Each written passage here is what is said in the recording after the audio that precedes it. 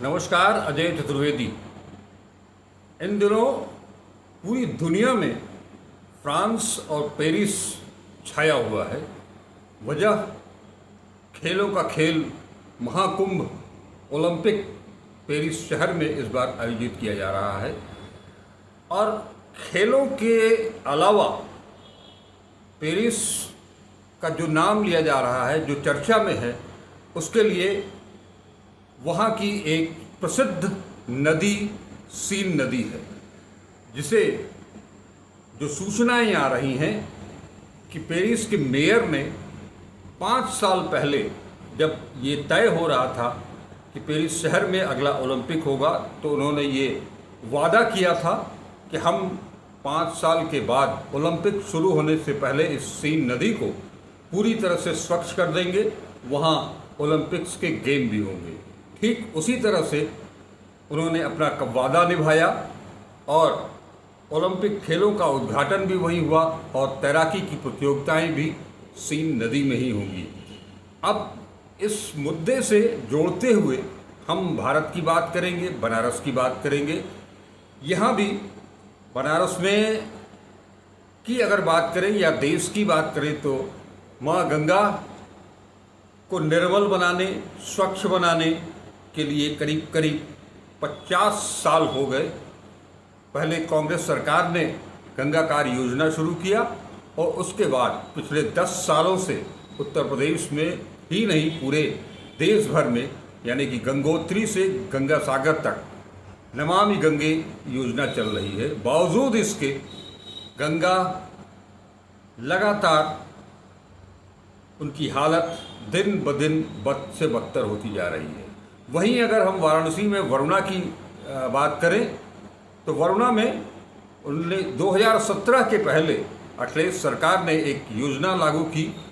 जिस तरह से पहले लखनऊ में गोमती फ्रंट बनाया, उसके साथ ही बनारस में वरुणा कॉरिडोर की भी शुरुआत हुई। करीब 10 किलोमीटर तक काफ़ी कुछ काम हुआ वरुणा के दोनों तरफ, लेकिन सरकार गई, वरुणा कॉरिडोर गया।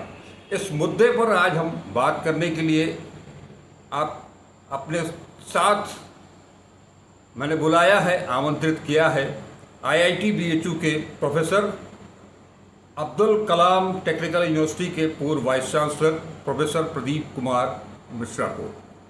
सर, आपका बहुत बहुत स्वागत है।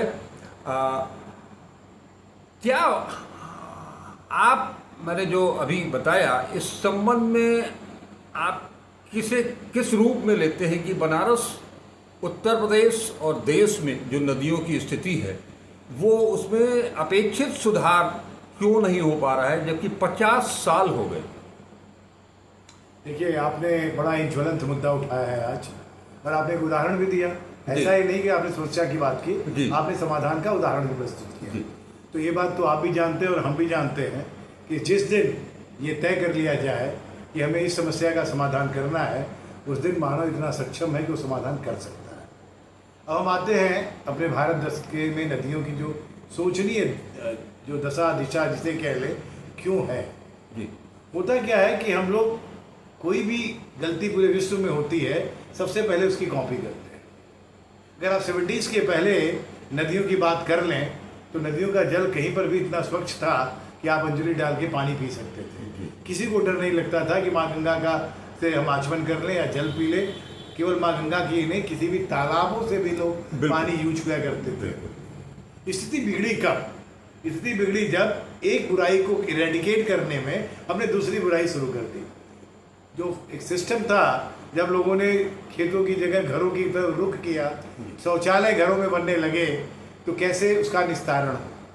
तो निस्तारण की एक समस्या जो थी कि भाई कुछ लोग ऐसा काम करते थे, तो लगा मानव पर इतना बड़ा अत्याचार कि एक मानव शौच कर रहा है, दूसरा उसे सिर पे ढो रहा है, तो वो अमानवीय था।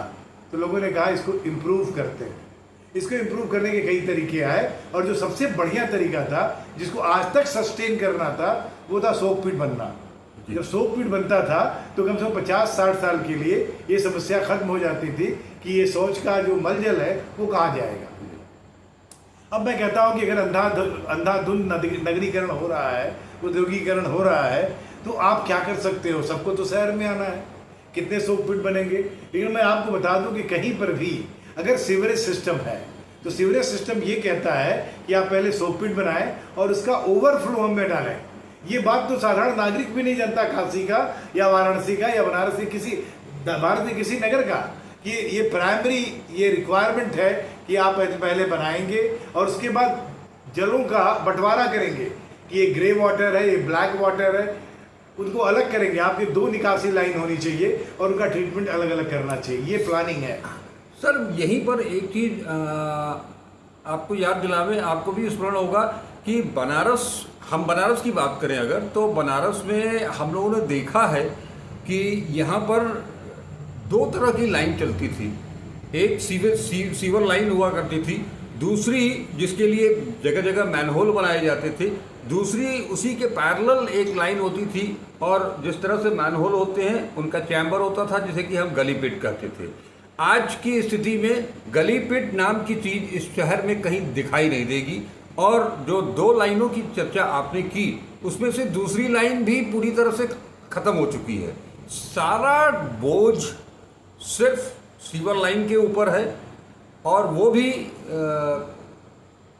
200 साल पुराना शाही नाला, उसी को लेकर के हम आज तक उसी की सफाई करते हैं, उसी की मरम्मत कराते हैं। पिछली बार आपको याद होगा कि 2015-16 में जब इसकी मरम्मत और सफाई की बात चली शाही नाले की, कहा गया कि जिस दिन ये पूरा हो जाएगा काम 50 साल की छुट्टी हो जाएगी।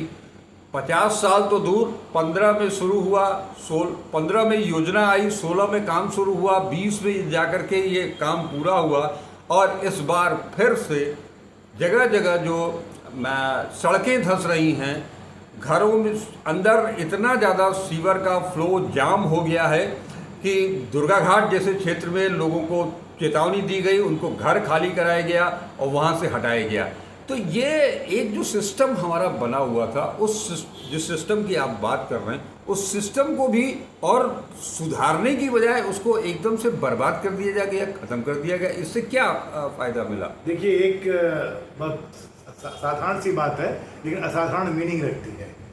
हमारे दिमाग में और हमारे कल्चर में भ्रष्टाचार रच बस गया है, हम इसके बिना जी नहीं पाते हैं। तो हम ये नहीं देखते कि हम समाधान करने का जा रहे हैं, हम ये देखते हैं कौन सा ऐसा कार्य करें जिसमें बचत बहुत ज़्यादा हो जाए। जो हमारे राजनीतिज्ञ हैं, चाहे हमारे प्रशासक हैं, मैं इस बात को बड़े खुलेआम ढंग से कहता हूँ। आपने कहा स्टार्म ड्रेनेज की जो बात की आपने, गली पीट की बात की, वो एकदम एलिमिनेट हो गया। ये कॉलोनी जहाँ हम आज बैठे हैं, जिसका निर्माण 80s में हुआ, उसमें भी स्टार्म ड्रेनेज था, उसमें भी अलग से सीवेज लाइन बिछी, लेकिन उसमें भी ये कहा गया था कि आप 100 फीट भी रखेंगे। तो एक सिस्टम बना था कि किसी भी एक्सर्जेंट कंडीशन में, इमरजेंट कंडीशन में आपके पास ऑप्शन हो स्विच करने का, आपके ऑप्शन हो कि आप कैसे उससे निपटे। लेकिन स्थिति तो आप देख ही रहे हैं कि जो पुरानी चीज़ें थी उनको हमने बड़ी तेज़ी से बदल दिया, ये कहते हुए कि ये तो पुराना है, ये नहीं चलेगा। लेकिन नया क्या लाए हमने कोई नई टेक्नोलॉजी जो फुली सेटिस्फाइड हो लोग, ऐसा कोई टेक्नोलॉजी लेके हम आज तक नहीं आ पाए और उसको कोई भी प्रॉपर डिजाइनिंग नहीं।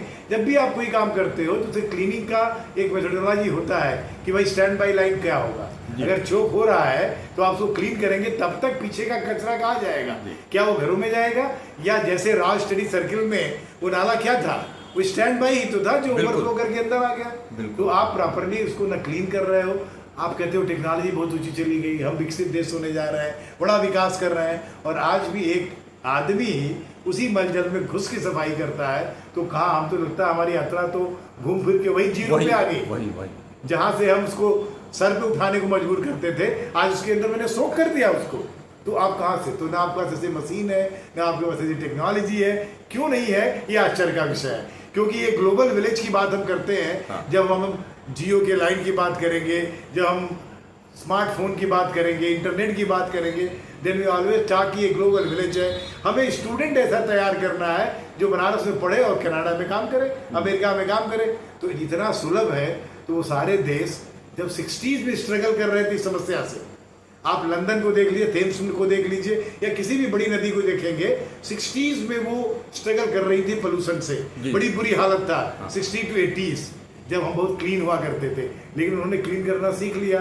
तो क्या वो टेक्नोलॉजी हमारे पास नहीं आ रही है? आप भूल जाइए उस टेक्नोलॉजी का। मेरे अपने देश में कुछ ऐसे उदाहरण हैं जिनकी कॉपी करनी चाहिए, आपको नहीं आता तो। संत सिच्चेवाल का नाम मैं लेना चाहूंगा।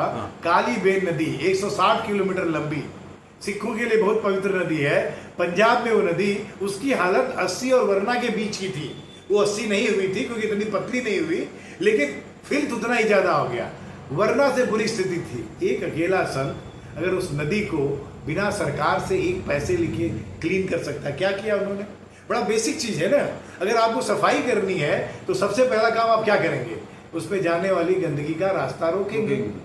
पहले ये तो काम करेंगे। बिल्कुल। फिर आप कुछ भी योजना लाते रहें, आप 80 की बात कर लें, आप कहीं की बात कर लें, कुछ भी योजना लाते रहे, ये अनइंटरप्टेड नाला, अनइंटरप्टेड सीवेज जा रहा है। आप कैसे ट्रीट करोगे? बस 1 मिनट में समझ लूंगा।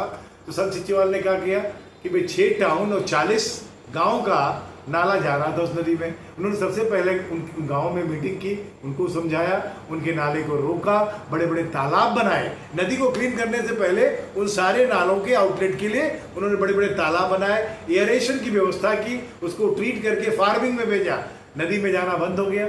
आप देखिए, नाला नदी में जाना बंद हुआ, पहला साफ रहा। दूसरा, अब नदी गंदी हो चुकी है, इसका मतलब उसकी ड्रेजिंग करनी है, उसके सरफेस को साफ करना है, उसमें जितने गलत वनस्पति पौधे हैं उनको निकालना है, तो एक क्लीनिंग हुई। और थर्ड होता है रिचार्ज। तो उसके बाद जब उसका आप एक्वीफर्स को थोड़ा क्लीन करते हो और 1-2 बारिश उसको सस्टेन करते हो, किनारे अच्छे वृक्ष लगाते हो, तो उसमें रिजुवनेशन की स्टेप आती है। साथ क्या किया उन्होंने? उनके चाहने वालों को उन्होंने आह्वान किया कि आइए अपनी माँ के लिए कुछ समय दीजिए। औरतें भी निकली, वो कम से कम खाना बना के देती थी। 10,000 लोग काम कर रहे होते थे, 10,000 लोगों की रोटी बन रही थी। तो सिखों ने तो करके दिखाया है कि समूह में शक्ति होती है। और एक बार बनारस में एक ऐसी मीटिंग में मैं बैठा था जहाँ बड़े बड़े साइंटिस्ट एक ही बात करते हैं, नदी में माला फूल फेंक देते हैं, नदी में राख फेंक देते हैं, आई वास। अरे यार, पूरी पॉटी घर में करके आप फेंक दे रहे हो, पूरा सीवेज डाल दे रहे हो, शर्म नहीं आ रहा है? आप फूल की बात करते हो। उसमें विश्व हिंदू परिषद के उस समय के अध्यक्ष माननीय अशोक सिंघल जी भी थे, मंच पर मैं भी था। मैंने उनसे कहा था, सर ऐसे कुछ नहीं होगा, वाद विवाद और विद्वता से नदी साफ नहीं होती है। नदी गंदी क्यों हुई? क्योंकि इसे मैंने अपना मानना बंद कर दिया। 70 और 80 तक हर आदमी नदी में नहाने जाता था। नदी के किनारे ही उसका समय बीतता था, तो नदी अपनी लगती थी। अब घरों में नल आ गया, हर घर में नल योजना, तो हर घर को नदी से आपने काट दिया। अब उनको नदी जाने की जरूरत नहीं है, तो नदी में गंदगी फेंकने लगे। सफाई कैसे हो? जब सिच्चेवाल 160 किलोमीटर लंबी नदी साफ कर सकता है। बनारस से ऋषिकेश 800 किलोमीटर है। आपको नहीं लगता ऋषिकेश, हरिद्वार, बनारस, इलाहाबाद, इसमें 800 संत भी नहीं होंगे? हर संत अगर 1 किलोमीटर नदी ले ले, भाई साहब, गंगा सवर जाएगी। क्योंकि कुछ तो अनुयायी होंगे। बिल्कुल। अगर वो झूठे मठाधीश नहीं है या झूठे मौलवी साहब नहीं है, लेट एवरीबडी कम्स। आपने एकदम सही बात कही। मैं जैसे कि आपने बताया कि तालाबों का जिक्र किया, आपने सरोवरों का जिक्र किया। हमको याद है कि इस शहर में हर 4 कदम पर एक तालाब मिलता था, एक सरोवर मिलता था, एक गढ़ी मिलती थी। और बारिश का पानी, बरसात का मौसम आते आते वो सारे तालाब, सारे गड्ढे, गढ़े, गढ़ा, गढ़ी जो भी थे, वो सब एकदम पट जाते थे। और ज़मीन के भीतर का वाटर लेवल जो है वो भी कभी इतना नीचे कभी नहीं गया। आज की स्थिति क्या है? धीरे, जो आपने 80s की बात बताई, 80s शायद वही एरा है कि 80s के बाद से लेकर के धीरे धीरे करते करते वो सारे तालाब कहाँ चले गए उसका कोई अता पता नहीं है। उन तालाबों के ऊपर बड़ी बड़ी अट्टालिकाएँ खड़ी हो गई। यही बगल में आप ज़्यादा दूर नहीं, इस शहर की पहचान थी। भोजपुरी में बहुत सारे गीत गाए जाते थे मोती झील को लेकर के। आज वो मोती झील में एक बूंद पानी नहीं है। इस बरसात में मोती झील में एक बूंद पानी नहीं है और पूरा कचरे से उसको पाट दिया गया है। इसके भीतर इसके लिए भी कहीं न कहीं वो राजनीतिक सोच और जो भूमाफिया हैं उन पर कंट्रोल करना, उन पर नियंत्रण करना। लेकिन देखने में तो आता है कि जिनके जिम्मे ये कंट्रोल करना है उनमें से 90% लोग तो वही जा करके वहाँ पर उसको पाट करके कब्जा करके बढ़ाए हुए हैं। आपने बहुत बढ़िया प्रश्न उठाया सर, मैं इसका इंतजार कर रहा था। आपको बता दूं, एक भारतीय विमर्श था जी। भारतीय विमर्श क्या कहता था? वो हर चीज जो मुझे देती है वो देवता है। हाँ वृक्ष देवता जी। है, सरोवर देवता है, नदी देवता है, देवी है, मतलब जो कुछ हाँ, दे। बिल्कुल। और दूसरी बात, हमारे वेदों में क्लियर कट कहा गया है कि तालाब, बावली, कुएं बनवाने वाला आदमी जो है स्वर्ग का पात्र होता है, उसे स्वर्ग मिलता है। और जो लोग तालाब कुएं पटवाते हैं वो गोवध और ब्राह्मण हत्या के भागी होते हैं। आज क्या हो रहा है, जिस भी आपने कहा ना जिनको बचाने का जिम्मा दिया वो उसको खा जा रहे हैं जी। मतलब आप देख लीजिए, आप तो मोती झील गए, 1 किलोमीटर दूर गए, जी। मैं यहीं से कॉलोनी में बैठा हूँ। इस कॉलोनी में सूर्य सरोवर हुआ करता था। हाँ। आज वहाँ सुखी संसार है। आप सोचिए मानसिकता कि मैंने एक तालाब को पाटा, उस पर एक कॉलोनी बनाई, उसका नाम रख दिया सुखी संसार। आप तालाब पाट के संसार को सुखी करेंगे? सामने जब आप उषा गुप्ता की तरफ जाते हैं, बिरला बगीचा मेरा एड्रेस हुआ करता था। मैं लोगों से कहता था मेरा घर बिरला बगीचा के पास है। कहाँ है बिरला बगीचा? वहां पर कोई विनायक प्लेटना या क्या करके विनायक अपार्टमेंट आ गया। तो आपने सत्य कहा, जितने तालाब हैं, कुएं हैं, बावड़ियां हैं, बगीचे हैं, जो वाटर रिचार्जिंग के साधन हुआ करते थे, उनको हमने खत्म कर दिया। और उससे क्या हुआ कि पूरे साल तो हम एक्सट्रैक्ट कर रहे हैं लालची लोगों की तरह। हम नीरव मोदी हैं, हम मलाया है कि बिना पैसा बैंक में जमा किए निकालते थे, हम बिना पानी जमा किए पानी निकाल रहे हैं, बिना कुछ बढ़िया संसाधन दिए। मतलब earth is a bank and without depositing anything we are withdrawing. So situation is beyond control और स्थिति और बुरी होगी। आप सोचिए, गंगा को पानी मांगने की जरूरत पड़ गई। क्यों मांगने की जरूरत पड़ गई? इसलिए कि ये सारे रिचार्ज पॉइंट हमने बंद कर दिए। साल भर में एक्सट्रैक्शन करते हैं, बरसात में जो पानी आता है वो पानी इनको रिचार्ज करने में या तो पानी बह जाता है, और उसके बाद आप डैम बना के, कैनाल बना के, ऐसी जगह भी कैनाल बनाए गए, पानी ले जाएगा गंगा का जहाँ जरूरत नहीं। ग्राउंड वाटर इतना रिच है, लेकिन उन्होंने कैनाल इसलिए बनवाए, अरे फला नेता के इलाके में नहर गया तो हमारे में नहीं जाएगा। तो आप सोच लीजिए, एक नदी, अगर मैं अपने शरीर से तुलना करूं, मेरे शरीर में 5.5 लीटर खून है, नदी का भी कुछ पानी है, उसमें से अगर 3.5 लीटर निकाल के 2 लीटर छोड़ा जाए और उसके बाद जहर के इंजेक्शन रोज मुझे दिए जाए, टॉक्सिन के इंजेक्शन दिए जाए, हम तो नदी के साथ वही कर रहे हैं। उसका पानी निकाल लिया, थोड़ा सा पानी बचा है, किसी तरह वो जी रही है, सांस ले रही है, और उसमें जहाँ देखिए हम टैनरी वेस्ट डाल रहे हैं, टेक्सटाइल वेस्ट डाल रहे हैं, सीवेज डाल रहे हैं, तो हम मारने की पूरी तैयारी कर रहे हैं। ठीक उसी तरह से जिस तरह से हमने अपनी पहचान वाराणसी के बीच की, जो हमारी वाराणसी की पहचान थी, उसमें से एक नदी को तो हम खो चुके हैं, उसको नाले में तब्दील कर चुके हैं। असी नदी को राजस्व रिकॉर्ड में भी हमने उसको नाला घोषित कर दिया है। एक वरुणा नदी जिसकी की शुरुआत हुई थी, उसकी ड्रेजिंग भी हुई, उसकी सफाई भी हुई। ये अलग बात है कि उसके तुरंत बाद मानसून का मौसम सत्र आया और उसमें बाढ़ आई और बहुत कुछ डूब गया था। लेकिन फिर भी अगर हम चाहते, हमारी अगर इच्छा शक्ति होती, तो हम भी उस वरुणा को आज पेरिस के सीन नदी की तरह दिखा सकते थे, बना सकते थे।